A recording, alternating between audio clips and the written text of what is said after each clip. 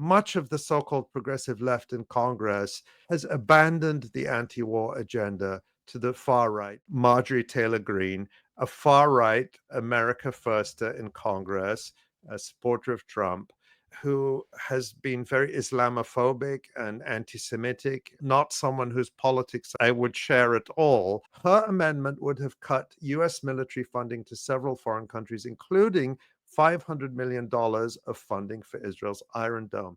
In addition to Greene herself, only 5 members of Congress voted in favor of her amendment.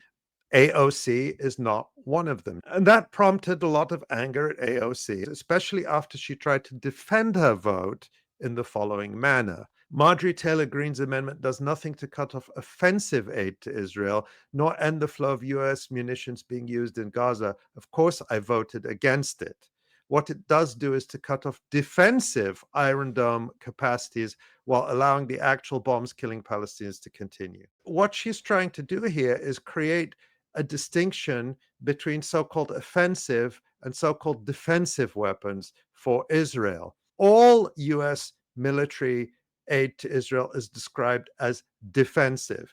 The United States War Ministry is called the Department of Defense. They don't call it the Department of Invasions, Military Coups, and Aggression. That would be an accurate name. You go through just thousands and thousands of responses to AOC that are extremely negative.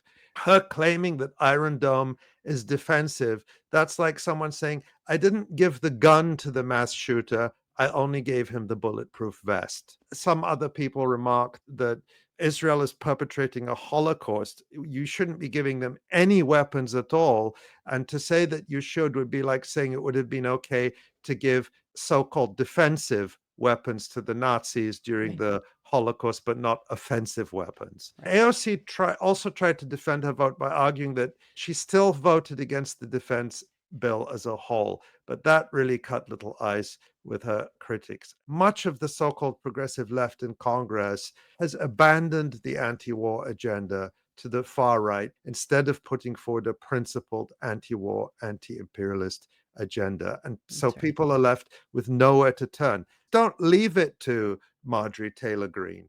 And that is contributing to really the collapse of liberal and progressive parties across the West. In the UK, the Labour Party, the party traditionally of the working class, is the party of genocide in Gaza.